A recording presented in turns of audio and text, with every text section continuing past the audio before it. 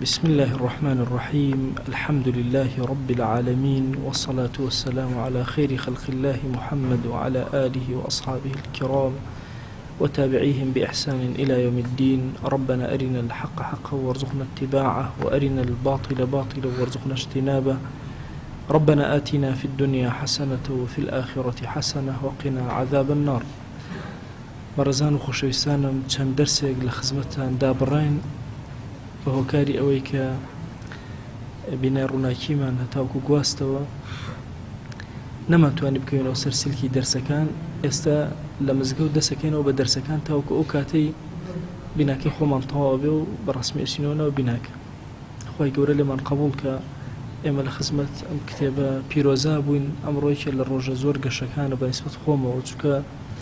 ئەم کتێب ئەم مزگەوتەی کە ئێستا ئێمە لە خزمەتیا دانیشتوین چەند جارێ ئیحیا عولومالدینی وەکو بیستومە بە دەرسیا وتراوەتەوە.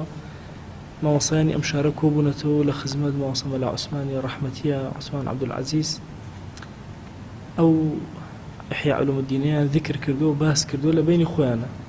ئێمەش ئەم مختصری منهاج القاصدینە کە دوو جار مختصری ئیحیا عولومالدینە ئێمە لە خزمەتیان عەرزم کردوون کە ئەم کتێبە ئەبێتە سێ بەش: بەشی عیباداتمان خوێن بە درێژی، بەشی عاداتمان باس کرد، هاتین سەر بەشی مهلیکات، تۆزێکمان باوە بەشی مهلیکات تەواوکەین. ئیتر ئەچینە کۆتا بەشی ئەم کتێبە کە بەشی منجیات. بەشی مهلیکات ئەخیر کتاب باسی چیەکە؟ باسی غڕورەکە. ئەمەش باسی غڕورمان کرد، وتمان دەرەجاتی غڕور، ئەقسامی غڕور هەموومان باس کرد. باسی غڕوری عولەمامان کرد، باسی غڕوری عولەما عوبادیشمان کرد، عابیدەکان چۆن تووشی غڕوری ئەبن. لە چەند دەرسێکە ئەوانەمان بە تەفسیل باس کردووە. یەینە سەر قسمی سێهەمی مەغڕورەکان کە ئیمامی غەزالی ناوی لێ ناون المتەسەویفە، یعنی ئەوانە کە سۆفین، ئەوانەی کە خۆیان بە سۆفیەتیە هەڵواسیوە. متەسەویفە لەگەڵ سۆفیە جیاواز. ئیمامی غەزالی خۆی پیاوێکی سۆفی بووە، بەڵام لێرە زەمی متەسەویفە ئەکە، واتە ئەوانەی سۆفی نین و خۆیان هەڵواسیوە بە تەسەوفە. مەسەلەی ئیمامی غەزالی کە پیاوێکی زۆر گەورە و عاریفێکی زۆر گەورەی لە تەسەوفە، خودی خۆی متەسەویفە و سۆفی فەرقی چییە؟ متەسەویف بە زمان ئەڵێ سۆفیم، سۆفی بە ڕۆح ئەڵێ سۆفیم. زمانی زۆر گۆی ئەوە ناگرێن ناوێ لە خۆی بنێ، ناو لە خۆی نانێ. کردەوەکانی شاهیدی ئەدەن کە ئەم پیاوە پیاوێکی عاریف و گەورە و عابیدێکی گەورەیە، نەک زمانی هاوارکە. بۆیە لێرە بەشێکی جیا کردوتەوە. ئەفەرمێ ئەوە نەبێ مەسەلەن لەبەرەوەی خۆم سۆفیم ئەمانەی لێ دەرکەم. ئەفەرمێ نە، متەسەویفە ئەمانش کۆمەڵێکی مەغڕورن کە خۆیان بە تەسەوفە هەڵواسیوە. ئەفەرمێ ئەوانش کە مەغڕور ئەبن لە ناو متەسەویفە کۆمەڵی فێرقەن، کۆمەڵی بەشن. فێرقەیەکیان ئەفەرمێ تەنها وەکو خەریکی خۆڕازانەوەی دەرەوەن، چۆن قسە بکەن، هەیئەتیان چۆن بگۆڕن، هەیئەتیان چۆن لە هەیئەتی سۆفی بچێ، بەڵام دڵیان گوێ نادەنێ هیچ بە دڵیان، بە ڕۆحیان تەسکیە و تەربیان نییە. ئەفەرمێ هیچ خۆیان مانوو نەکردووە بۆ ئەوەی کە مجاهدە بکەن و ڕیاضەی نەفسکەن، و ئەوانە تەنها ئەوەندەیە خۆیان شوبهانوە لە ظاهیرە بە سۆفیە سادیقەکانەوە، ئیتر لە باتینە خۆیان حیچیان نییە. عرب شتێکیان هەیە ئەڵێ من الظاهری الله الله ومن الباطن يعلم الله. طبعا ئەوە جڵفەیە ئەو کەلیماتانە. ئەڵێ لە دەرەوە الله الله ئەوەنە مەنزەری جوانە کەچی لە ناوە بەس خۆ ئەزانێت چۆن. ئەمە جۆری متەسەویفەیە کە ئیمامی غەزالی باسی ئەکا و کە مەغڕور بوون ئەمانە لە بە ناوی تەسەوفەوە هاتوون خۆیان هەڵواسیەوە بە سۆفیەتە و هیچیان نەبوو، تەنها زمانیان هەبوو. بۆیە ئەفەرمێ لەگەڵ ئەوە هیچ خۆیان مانوو ناکەن لە ڕیاضەی نەفسە، خۆیان لە هیچ حرامێ ناگرنەوە، بەڵکو هەرچی حرام و شوبهات هەیە پەلاماری ئەدەن. هەمووی ئەموالی سەڵاتین دائیمە لە سوڵتانەوە نزیکن. ئەوانە متەسەویفان سۆفی نین. ئەسڵەن هەنێکیان دائیمە خەریکی غیبەتکردن. ئەم شێخ خەریکی غیبەتی ئەو شێخە و ئەو مورید خەریکی غیبەتی ئەو موریدە، ئەو خەلیفە خەریکی. ئەوە هیچی ئەهلی سۆفی نین، ئەو متەسەویفن، خۆیان هەڵواسیەوە بە تەسەوفەوە. ئەفەرمێ لەسەر شتێکی زۆر بچووک ئەگەر ئیختیلافیان بێ دەسکەن بە غیبەتی یەکتر. ئەڵێ مە عەلامەتێکی زۆر بەقووتە بۆی متەسەویفە بنازیتەوە، بزانێ ئەمانە مەغڕورن بە تەسەوف. ئەفەرمێ ئەوانە غڕورەکان زۆر ئاشکرا دیارە، هەر تۆزە دانیشە لەگەڵیانە تێ ئەگەی لە غڕورەکان چۆنە و چ شێوازێک. عليكم السلام ورحمة الله. أفرمي نموني أمانة وكوتشي ويا الله بيرجنك أبيستي عليك أو كسانيك وا شجيع وبالوان ومجاهدي زور جورن خلاتي زور جور أكرن الله أبيش أشيت كم الله درع أوان لبر أكاتو خوزة أكات السري خوي وش مشيري أجري بدسيو أروان ناوي أنوسنو ما قانشتي خوي ورقري خلاتي زور جور ورقري الله الروجك للروجكان همو مجاهدەکان کۆ ئەکەنەوە و پاڵەوانەکان ئەڵەن ئادەی خوزەکانتان لابن بە ئاسایی زۆران بگرن لەگەڵ یەکترە ئەڵە کاتێک کە خوزەی ئەم لابن سێرەکەن دەرەکەوێت کە پیرەژنێکە لایەک لە مەلیک خیانەتی کردووە لایەک لە ئەبطال پاڵەوانەکان خیانەتی کردووە بڕیار ئەدەن کە فڕێ بدەنە بەردەم قاچی فیلەکان چی لێ ئەکەن با لێ بکە ئەفەرمە بێزەبت ئەو کەسەی کە پێی وایە تەنها بە زمانی سۆفیە دڵ و ڕۆحی لەگەڵ تەسەوفە تێکەڵ نەبووە ئەفەرمە کەسەوەکو ئەم پیرەژنە ئاوهایە ئیمامی غەزالی ئەفەرمە ڕەزا و ڕەحمەتی خوای لێ ئەفەرمە وەکو ئەم پیرەژنە ئاوهایە خۆی بە جلو بەرگ و پۆشاکی ئەهلی تەسەوف ئەوە کردووە و ئێستا کاتێکە لە ڕۆژی قیامەتە ئەچێتەوە بەردەم خوا جەلە جەلالوهو کە خوذە لا ئەچێ حچی نییە مستحقی ئەوەی عقوبەی زۆر بدرێت چونکە خیانەتی کردووە ئەمە نییە یعنی زۆر کات فکرێک هەیە لەناو ئەهلی تەسەوفە ئەڵێ حب بۆ ئەهلی بۆ پیاوچاکان هەر خۆی بۆ خۆی عیبادەتە خۆ قسە زۆر تەواو ڕاستە حب بۆ ئەولیا فەزلێکی زۆر گەورەیە خوا بە کەسێکی بدە ئینسان هەمیشە ئەهلی دینی خۆش بێ ئەولیاکانی خۆش بێ گەورەیە بەڵام نابێت ئەم خیانەتکە بە ناوی ئەولیا ئەگە خیانەتی کرد بە ناوی ئەولیاوە هەموو ئەولیا لێ تووڕە بن و مەلیکی گەورەش کە ئەڵڵایە جەلە جەلالوهو لێ تووڕە ئەبێ و عقوبەیەکەی زۆر لە ئاخرەتا زۆر گەورە ئەبێ بۆیە ئەفەرمێ ئەو کەسانی کەوا ئیدعای تەسەوف ئەکەن لە قیامەتە سووکێ چۆن ئەم پیرەژنە خوذەکەی لا ئەچێ و جلەکانی لا ئەچێ ئەڵێ ئاوا غیتای سەر ڕویان لا ئەچێ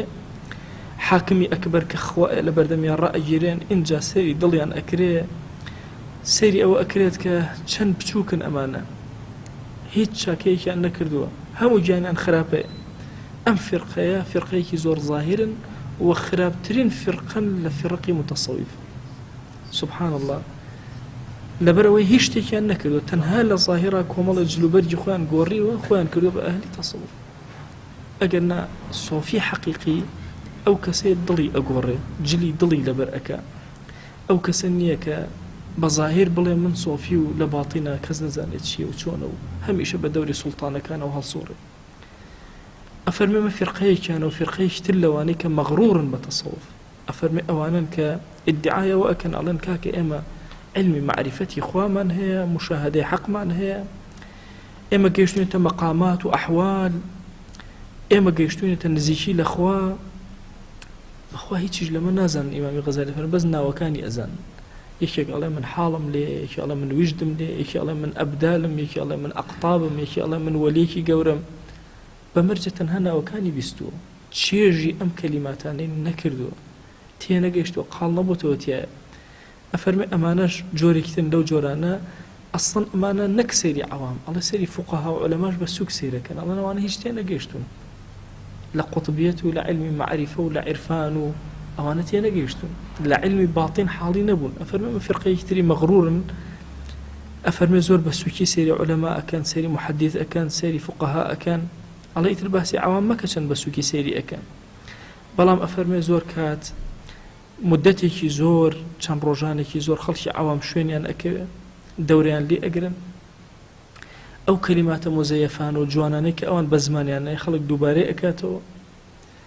اینجا هەندێک جار ئەمانە کە قسە ئەکەن کە ئەنەما وەحیان بۆیە وا پیشان ئەدەن وا قسەکان و کەلیماتەکانیان دەرئەبڕن ئەفەرمێ سبحان الله هەموو عولەما و عیباد و هەمووی بە بچووکی سەیرەکەن ئەفەرمێ ئەمانە مەحجوبن لە خوا جەلە جەلالوهو کە ئەنەما پەردەیەک لە بینی ئەوان و خوا هەیە خوا نەناسن ئەمانە ئەفەرمێ ئەو کەسێکەوە واصلە و ئەگاتە خوا جەلە جەلالوهو وا خۆی وا پیشان ئەدا کە یەکێکە لە واصلین لە لای خوا لە حەقا یەکە لە مقەڕەبین بەخوا لە لای خوا غەزالی ئەفەرمێ کە لە فوجار و منافقەکان زۆر فاجر زۆر منافق بۆ چونکە تەنها کەلیمات فێر بوو وەکو ئەوایە کەسێک هەندێک کەلیماتی بریقەدار هەڵگرێت ئەم بە کەلیماتانە بەکار بێنێ خەڵک پێوا بێ ئەمە کەسێکی زۆر گەورەیە. فەرمێ لە زمانی ئیمامی ئەحمەدە و یەحیای کوڕی معینە ڕەزا و ڕەحمەتی خوای لێبێ، فەرمێ کابرایەک هات حەدیثی ئەیگەڕا بە ناوی ئەوانەوە، ئەڵێ ئەویش ئیمامی ئەحمەد و بە یەحیای وەدوتی یەحیا تۆ شتیەوە گێڕاوەتە، وتی نەوەڵڵا. ئەویش بێ تۆ شتیەوە گێڕاوەتە، وتی نەوەڵڵا. کابرایان وتیان لە خۆتۆ چۆن قسەیەوە ئەکەی؟ وتی جا بۆچی هەر ئێوە یەحیای کوڕی معین ئیمامی ئەحمەد سەد دانە هەیە باشە لە مەسەکە خۆی ئەوە نەکرد، وەچ کەلیمات فێر بوو ئەهات کەلیماتی عولەمای بەکارهێنا خەڵکی گومڕا ئەکرد. بۆیە ئەم مەسائلەی تەسەووف و نەبێ ئینسان کە وتی و بەخۆی سۆفی ئیتر لە هەموو شتێ ڕزگاری بوو. وەڵڵا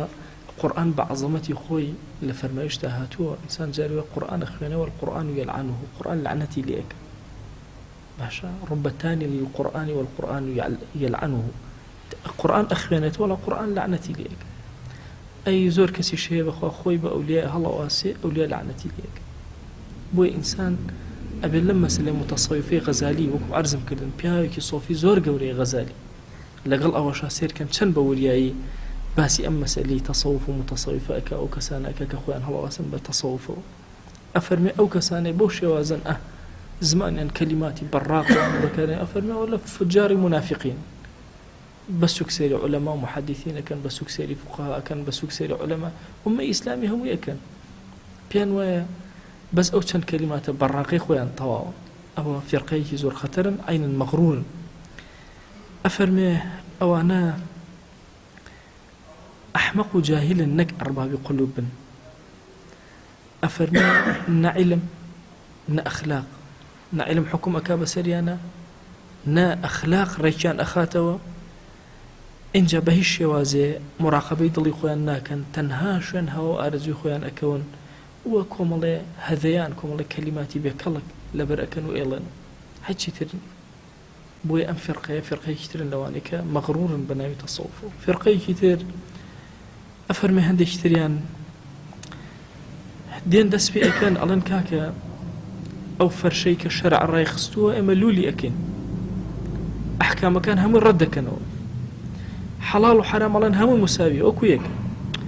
هەنێکیان پێیان وایە ئەڵێن خوا جەلە جەلالوه بە گەورەی خۆی مستەغنیە لە عەمەلی ئێمە، کردەوەی ئێمەی بۆچیە؟ ئیتر هیچ کردەوەیە ناکەن. سوبحان الله، بە حیساب ئەهلی دڵن متەسەویفن کەچی لە کردەوە ڕائەکەن، وایان لێ ئەڵێن خوا ئیشی بە کردەوەی ئێمە نییە، مەغرور ئەبن بە ئەو کەلیماتانی کە فێری بوون لە مەسائلی تەسەووفە، دوورەکەون و لە عیبادات و لە شەریعەت، وردەوە دێتە گومڕا ئەبن و ئەبن یەکێک لە غەڕاکان و مەغرورەکان. ئەفەرمێ هەندێکی تریان پێیان وایە و هەندێکیان وا ئەڵێن ئەمانەی کە ڕەغزی ئەحکامی شەرعیەکەن، ئەڵێن هیچ ئیسفادەیەک نییە لە ئەعمالی ظاهرە، هیچ نییە، تەنها ئەعمالی باتین، خوا سەیری دڵەکە، ئیتر کردەوەی ظاهر هیچ نییە. ئەڵێن دڵی ئێمەش پڕە لە خۆشەویستی بۆ خوا و پەیوەندی بەردەوامی بە ناسینی ئەوە هەیە، جا ئێمە بەدەنمان خەریکی دنیا ئەبێ دڵشمان لەگەڵ خوا ئەبێ. ئەمە فێرقەیەکە لە فێرقەی تەسەووفە و متەسەویفە پەیا بوون و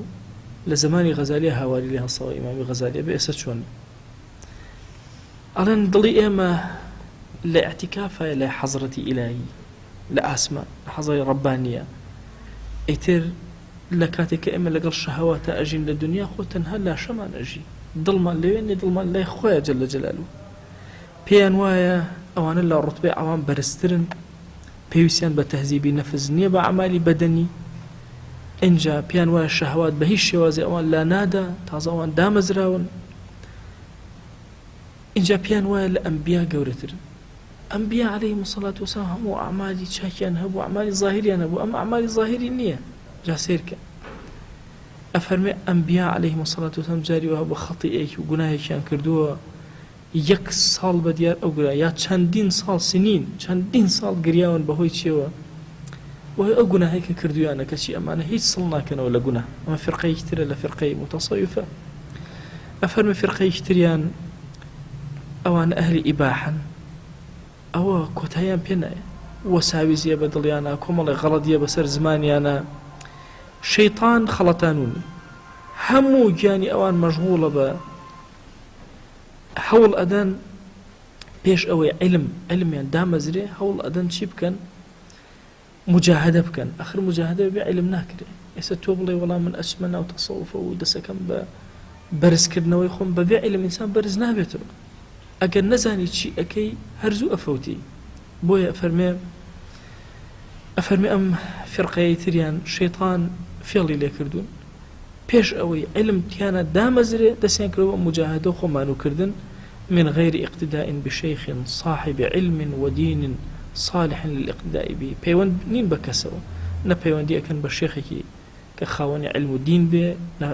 کەسێکی صالح کە جێ ئەوە بێ اقتدای پێوەکەن هەر لە خۆیان دەستکەن بە مجاهدە بەبێ علم و بەبێ ئەوەی کەسێک دەستیان بگرێ و ڕۆچە پێشاویان ڕۆشن کاتەوە ئەمەش فرقەیەکن عین لە غەڕاکان وردەوردە گومڕائە بن فرقەیەکی تریان ئەفەرمێ هەر لەم ڕێگەیە بە کامیلی لایەنداوە خەریکی مجاهدن لە سلوکی سەرەتا دەست پێ ئەەکەن یعنی سەرەتا ئەیبیان نییە دەست پێ ئەەکەن بە مجاهدە بە ذیکر و ئەوڕات بە نوێژی سونەت پێ ئەڕۆن وردە بەڵام دوایی کاتێکەوە تۆزە ئینسان سەرەکەوە جا لە سەرەتای خواناسیە کە ئینسان دەست پێ ئەەکە هەستەکە بە چێژ وەرگرتن تەسەور کە هەموو هەنگاوێک کە ئینەی هەست بە قورب لە خواوەک لە زەمانێک لە زەمانەکانە ئەبەو شێوازە تاتی سەرەتای دەستپێکردنی مجاهدە ئەو هەن یعنی کەی بۆ مزگەوت نوێژێکی بەیانی هەموو هەنگاوێک هەستەکەی قوربێک لە خۆوە هەنگاوێک لە خۆ نزیک بوویتە ئەم چێژە وەرەگری کە ئەگەڕیتەوە هەموو هەنگاوێک کە ئینەی ناتوانانی ذیکرێ نەخوێنی ئەمە قۆناغێکە کە ئینسان وەسەر ئینسانە تێ ئەپەڕێ ئەفەرمێ ئەمانە کە ئەگەنە ئەم قۆناغە ئیتر سەریان لە خۆیان سوڕ ئەمێنێ سەریان لە عیبادەتەکانیان سوڕ ئەمێنێ پێیان وایە شتێکی زۆر گەورەیان کردووە مەشغوڵ ئەبن بەم شتە بچووکانەوە بەم چێژە بچووکانەوە ئەفەرمێ سوبحان الله دڵیان ئیتر تەواو پەیوەست ئەبێ بەوە بە سەیری ئەماکە بیرەکاتەوە ئەم کەسێکی باشترە لە خەڵک ئەم هەنگاو بە هەنگاوە چێ بۆ نوێژی بەیانی ئەم لە خەڵک فەزیلەتی گەورەترە هەمیشە ئەمانە یان ئەم شۆ نوێژیە خەڵک نیەتی خەڵک بە بچووک سەیرەکە مەشغوڵ ئەبێ بەمەوە ئیتر بەرەو سەرتر ناڕوە لە شوێنەکە ئەوەستی وەختی خۆی یانوت ئامالەکانتان با زۆر گەورە بێ مناڵ بووین ئەنو ئەمەلی بچووک لە شوێنەکە ئەوەستێ و کۆتاییت پێێنێ بەڵام ئەگەر ئەمەلەکانە نەبڕاوە بن قەت کۆتایی پێ نایە ئەم پرۆژە تەواوکە یەکێتریێتە پێشەوەی تر تەواوکە یەکێ ناوەستی بەس تۆ مەسەن بە فەقیان ئەودیان و ئەگەر ئەمە لە وابێ بی بە ئیمام ئیتر کەوی بە ئیمام یەتە دووەوە چۆ هیچ نامێنێتە تۆ بیکەیتەوە ئەبی ئومێد وابێ کە ئیمامی خەڵکی لە مزگەوتە ئیمامی خەڵک بە لە دەرەوە ئیمامی خەڵک بە لە وڵاتە ئەنو ئەبێ ئامالت زۆر گەورە بێ بۆی نەوەستی ئەمانە بە ئامالی گەورە وەستان بە ئامالی بچووک وەستان کە وەستان ئیتر تەواو مەشغوڵ ئەبن چێژ لەوە وەرەگرن بۆی ئەبینی جاری وهەیە فەقیەک زۆر مانوە بێ هەتا ئەبێتە مەلە کە ئەبێتە مەلە لە بری ئەوەی گەشە بکە ئەپوکێتەوە یان بانخوازێک زۆر گەنجێک زۆر مانوە بێت ئەوێتە بانخواز کەوتە بانخواز ئەپوکێتەوە هۆکارەکەی چییە ئامالەکانی بچووک بوون تا ئەندازێ بڕیگەرە لەو ئەندازای وەستەوە هەمیشە سێرکەن لە ناو کۆمەلگایە کۆمەڵە خەڵکان زەمانێک لەوە پێشتر داعی باش بوون کەسی بەهێز بوون دوای سێرەکە ئێستا وەستاون لە کۆمەلگاوە هۆکارەکەی ئەوەیە کە ئینسان ئامالی بچووک بوو لە شوێنەکە ئەوەستێ بەس کە ئامالی گەورە بوو وەستانە نییە حتا ئەو لەحظەی ئەمری تۆ لە کارای تۆ لە ئیشای ئەم بابی تەسەوفش ئاو هەیە ئەمانە فرقەیەکەن مەغڕوور بوون بەشتی بچووک لە شوێنەکە وەستاون تا قوفڵ بوون ئیتر هەر مەشغوڵن بەو چەند شتە بچووکە و چێژ لەوە وەرەگرن و تەرەقی زیاتر ناکەن ئەسحاب ڕەزا و ڕەحمەتی خوایان لێبێ نوێژێکیان نەبوو وەکو نوێژێتر بێ ئیلا تەرەقیکی زیاتریان کردبوو هەنگاوێکی گەورەتریان نابوو لە خۆ زیاتر نزیک بووبوونەوە بۆیە ئەفەرمێ ئەمانەش کۆمەڵێکی تر لە مەغڕورەکانن وردە ئیتر دڵیان بەس سێری ئەم شتە بچووکانە ئەکا ئیتر دەرگای گەورەی خواناسی لیان دەئەخر لە ڕێگایە مانوو بوون ئەمانە بە جوانیەکانی ڕێگا وەستان نەگەیشتن نەتیجە جاری تر عەرزم کردوون ئەڵێ کەسێک لە یابان گۆڤارێکە خوێنمەوە ئەڵێ فڵانە شوێن لەکوێ پرسیار لە کەسێکەکە ئەڵێ نیو سەعات ڕێیە بەس بێنێ ئەم ئانە گەیشت بیتە ئەو شوێنە زۆر باش لێرەم پیاوە شێت بۆ مادام نیو سەعات ڕێ سبێنێ ئەم ئانەی بۆ چییە ئەڵێ هەر لە کابرا تەجاوزەکە گوڵێک ئەبینێ بە حیاتی نەیبینێەوە سەرنجی ڕائەکێش بە دیار گڵەکەەوە ئەوەستی دوای بینایەکی زۆر جوان ئەبینێ تابلۆیەکی زۆر سیر ئەبینێ هەندێک ئاوی جوان ئەبینێ کۆمەڵێ سامفۆنیا و دەنگی جوان ئەبیسێ بە دیار هەمویانەوە ئەوەستێ ئەڵێ ئەرێ چەندێکم ماوە چەندێکم بڕیوە ئەڵێن شەو ڕۆژێکە تۆ بڕێوە هێشتا نیوەی ڕێەکە و بڕیوە نەوتوانی بۆیە ئینسان ئەبێ خوا ئەڵڵاه وشەی ئەڵڵای دانابێ و بەرەو پیری بڕۆ شتە بچووکەکانی ڕێگە لە هیچیانە ئیتر وا نەزانێت تەواو وا نەزانێت کە دوور کە زوحای کرد ئیتر هیچی نەهێشتێتەوە وا نەزانێت کە دوور کار شەو نوێژی کرد ئیتر تەواو بووە، وا نەزانێت کە نوێژی بەین لە مزگەوتا کرد ئیتر کۆتای پێهات، وا نەزانێت کە سەدەقەیەکی کرد مانگانە یا ڕۆژانە ئیتر هیچ شتێکی نەهێشتوتەوە، وا نەزانێت دوو کەلیمەی خێری وە ئیتر هیچی نەهێشتوتەوە. نەخێر، ئەمە ڕێگایە کە ئەبێ زۆر دوور سیرکەی بڕۆی بچووک لە ڕێیان نەبی، چونکە ئەگەر بە بچووک لە ڕێیا هاتی وردە وردە ئەکەوی. ئێمەی ئیماندار زۆر پێویستمان بەو دووربینیە، بڕواکەن هەر فکرێک حتا مەسەن تۆ مەرکەزێکی بچووک بکەرەوە بڵێ هەدەفم ئەوەیە 20 کەس فێری قورئان بکەم، 20 کەسەکە فێرەکە ئیشە ئەوەستی، بەڵام مەرکەزێکی بچووک کەرەوە بڵێ هەدەفم ئەوەیە هەموو کوردستان فێری قورئان بکەم، کاری تۆ تەواو نابێت، چونکە جیل بە جیل بە دوای یەکایەت و کاری تۆ تەواو نابێت. یعنی هەدەفەکان ئەبێ زۆر عالی و گەورە بن، نابێ بچووک بن. لە تەسەووفیشە ئەو هەیە، کەسی وا هەیە کە بەرەو خواناسی ئەڕوا ئەزانەیە یەکەم جار شوێنەکەی زۆر دوورە، بەڵام شتی بچووک بچووک لە ڕێیە مەشغوڵی ئەکەن، چێژێکی نوێژی بەیانی ئیتر هەر هەموو لە بیرە بات، نابێ لە بیری بێت، ئەبێ ئەرتیقاکە لەوێ نەوەستێ، هەمیشە ئەو چێژە بچووکانی کە وەری ئەگرێ بە دیار چێژەکانەوە نەوەستێ، بزانێ ئەمە هەمووی جوانکاریە بۆ ڕێ، تەنها ئەوەیە کە لە ڕێیان مانوو نەبێ. خوا بۆی ئەو چێژانە ئەدا، بەخوا گەنە یەک چێژی نەئەدا. ئەفەرمێ حفەتی الجەنەة بالمەکاره، وانییە بەهەشت هەر هەمووی دەورەکەی ناڕەحەتیە، دەنکە دەنکە خوا فەزڵە پێ ئەکا و ئەم نعمەتە جوانانەی چێژەکانت ئەداتێ بۆ ئەداتێ، تەنها بۆ ئەو ئەداتێ کە هەنگاوی گەورەتر بنی، مانوو نەبی. زۆر کات ئینسان کە ئەوێ ڕێگایەکی دوور ببڕێت بە یەک گوچان ناتوانێت، هەندێک جار لا ئەدا ئەزانێت لەوێ خواردنێکی زۆر گەورەشی بۆ ئامادەکراوە، بەڵام ڕێگاکە زۆر دوورە، بێ وچانێ بدا کەمێ ئەو بخوا ئیسراحەتێ بکە و بکەوێتەوە ڕێ. هەموو ئەو چێژانەی کە لە عیباداتە ئەداتێ خوا جەل جەلالوهو وەکو ئەو وچانانە ئەو هەیە، ئەگەر نا ئیسراحەتی دڵی ئێمە لەناو بەهەشتایە لە حضوری خوایە جەل جەلالوهو، ئەو کاتەیە کە بە حضوری ئەو ئەگەین لەناو بەهەشتە. وی عەرزم کردن ئەم کتێبە تۆزێکی ماوە، کتێبی مهلکات تەواو ئەبێچین سەر کتێبی منجیات لە تەوبە دەست پێ ئەکا لەناو بەهەشتا و لە بینینی خوایە کۆتایی پێ، چونکە ئێرتیقای ئەمە ئەو هەیە، نابێ بچووک بێ بەڵام وەڵام من بەس تەوبە بکەم تەواو کیفایەت، ئەبێ ئێرتیقاکەم بەرەو سەر ئەوە بڕۆم. ئەفەرمێ هەموو ئەمانە غڕورن کە ئینسان تووشی بێت و بەم شتە بچووکانەوە خۆی مەشغوڵکە. ئەسڵەن عەجائیبەکان لە ڕێگەی خوایە نیهایەتیان نییە، جا لەگەڵ هەموو شتێکی عەجیبە بوەستێ و پەیوەست بێ پێوەی بەخوا ڕێگەکانی کورتە بێتەوە، ناتوانێ بگاتە ئەو شوێنەی کەوا مەبەستێتی. ئەفەرمی ئەمە بێزەبە دۆکو ئەوە وایە کەسێک ئەوێ بچێ بۆ لای مەلیکێک، بەڵام لە بەردەم باخی مەلیکە بەر لە بەردەم ماڵی مەلیکە باخچەیەکی زۆر جوار ئەبینی، ئەنواع گوڵی تایە، بە حەیاتی گوڵی وای نەبینیەوە، بە دیار هەموو گوڵێکەوە بوەستێ سەیری بکە، کاتێک ئەزانێ کاتەکەی تەواو بۆ مدەی بینینی مەلیک تەواو بۆ ئیتر ناتوانێ مەلیک ببین. ئێمەش بێزەبە ئەو هەیە، بەخوا کە ئەم ڕێگایە ئەبڕین هەدەفەکەی ئەخیرمان بینینی خوایە جەل جەلالوهو. هەر کاتێک زانیمان لەم ڕێگایە مەشغوڵ بوون بەشتی لاوەکیەوە،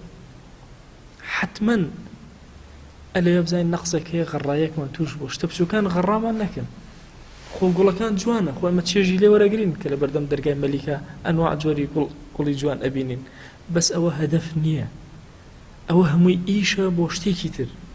ئەوە تەنها بۆ ئەوەی طەبیعەتی تۆ هێواش کاتەوە کاتی ئەگەیتە حضوری خوا، وەی چێژێکە کردوێ پێشەوەی بگەیتە لقای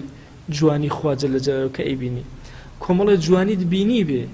پێش ئەوەی بگەیتە جوانی جوانان و خاوەنی هەموو جوانیەکە. داوا ئەکەین لە ذاتی پاکی پەروەردگار و لێ ئەپاڕێنەوە لێ ئەلاڵێنەوە، ئەڵێن یا ڕەبی خوای گیان داوا لێ ئەکەین بە گەورەی خۆت ڕەحم و بەزەی خۆت بەسەرمانە ببارێنە، لە غەڕایی بمان پارێزن، ئیمانمان دامەزرێنە، خوای گیان عەفومان کە، یا ڕەبی خوای گیان عەفومان کە، خوای بە لوتفی خۆت لەگەڵ مرسەکانی ترمان لێ قبوڵ کە. ئەو مامۆستا بەڕێزانەی لەم شوێنە خزمەتێکیان کردو، خوای هەمویان سەرفراز و سەربڵند کە لە بەردەم خۆتە و لە حضوری خۆتە. یا ڕەبی خۆیان داوات لێ ئەکەین بە نووری ئەم کتێبە دڵمان ڕۆشن کەرەوە، بە نووری صدقی ئیمامی غەزالی خۆی گیان دڵمان ڕۆشن کەرەوە، ئیمانمان دامەزێنە، ئیمانمان قایم کە، ڕۆحمان ئاسوودەکە، فکرمان بەهێز کە یا ڕەب العالەمین. یا ڕەبی خۆیان داوات لێ ئەکەین بە ناوی جوانت بە صیفەتی بەرزە بە ئیسمی عەظەمت، گوناه هەیە بە ئاشکرا کردومانە عەفومان کە، گوناه هەیە بە پەنهان کردومانە عەفومان کە، گوناه هەیە لەمەوە پێش کردومانە عەفومان کە، گوناهێک لەمەوە دوعایکەین و فریای تەوبە ناکەوین، خۆیان عەفومان کە. یا ڕەبی خۆیان بەزەیی و لوتفی خۆت بەسەرمانە ببارێنە، خوای داوات لێ ئەکەین هێمنی بەسەر دڵمانە ببارێنە بەسەر ماڵمانە ببارێنە بەسەر شارمانە ببارێنە بەسەر وڵات و نیشتیمانمانە ببارێنە یا ڕەبی خوای عاقبەتمان خێرکە لەم دنیای دەرمان مەکە بە ئیمانەوە نەبێ لەم دنیای دەرمان مەکە بە شایەتومانەوە نەبێ یا ڕەبی خوای گیان داوا لێ ئەکەین حوبی ئەولیا لە دڵمانە زیاتر کە خۆشەویستی پیا و چاکان و ساڵحان لە دڵمانە زیاتر کە خۆشەویستی ئەصحاب لە دڵمانە زیاتر کە یا ڕەبی خوای داوا لێ ئەکەین بە ناوی جوانت بە صیفەتی بەرزە بە ئیسمی عەظەمت خۆشەویستی پێغەمبەری خوا صلی الله عليه و آله وسلم لە دڵمانە چەکەرە بکە و زیاتر بکە یا رب العالمین یا ربی خوای گیان سڵاوی ئەم مەجلیسە ئێمە بگەینە پێغەمبەری خوا صلی الله عليه و آله وسلم سڵاوی ئەم مەجلیسە ئێمە بگەینە ئیمامی غەزالی یا ئەکرەم الئەکرەمین سڵاوی ئەم مەجلیسە ئێمە بگەینە پەروەردگارە تەواوی عولەما و عوبادی ئەم ئومەتە کە ئێمەیان بەجێهێشتووە یا ئەکرەم الئەکرەمین یا ربی خوایە داوات لێ ئەکەین بە ناوی جوانت بە صیفەتی بەرزت بە ئیسمی عەظەمت یا ربی خوای گیان بە ئەندازی قورسایی ئەستێرەکان سوپاس و شکر بۆ تۆ بەرزەکەینەوە یا ئەکرەم الئەکرەمین خوای تۆ خۆت نێوچەوانت گرتین بۆ ئەم دەرسە جوانە بۆ ئەم کتێبە جوانە یا ربی خوای گیان سودمەنمان کە ئەخلاقمان وەکو وتەی ئەم کتێبە لێ بکە یا ئەکرەم الئەکرەمین دڵمان وەکو ئەو دڵ لێ بکە کە ئەم کتێبە باسی ئەکا تێکەڵمان کە لەگەڵ خواناسیە دائمان مەزێن لەسەر خواناسی یا ربی خوای گیان چێژ بخەرە عیبادەتەکانمانەوە چێژی لقای خۆت لە دڵمانە بکەرە یەکەم خاڵ یا ئەکرەم الئەکرەمین ئەهدافەکانمان گەورەکە یا ربی خوای گیان سەرمان بەرزکە لەم دنیا سەرمان بەرزکە لەو دنیا دڵمان دامەزرێنە یا ئیلاهی یا ئەکرەم الئەکرەمین خوایە عاقبەتمان خێرکە خوایە عاقبەتمان خێرکە خوایە عاقبەتمان خێرکە یا ربی خوای گیان کەرەم و ڕەحمەتی خۆت بەسەرمان ئەبارێن و عەفومان کە ئامین ئامین والحمد لله رب العالمين وصلى الله على سيدنا محمد وعلى آله وصحبه وسلم تسليما كثيرا أبدا إلى يوم الدين خوای گەور لە گوناهی منی شوێ و ژبوری و سەرفراز بن یا ربی بسم الله دەرسی تازەمان دەست پێ کردەوە و ئینشاء الله ئومێدەکەم ختمەکەی لەم مزگەوتە بکەن بە ئیزنی خوا خوا لەتان ڕازی بێ یا رب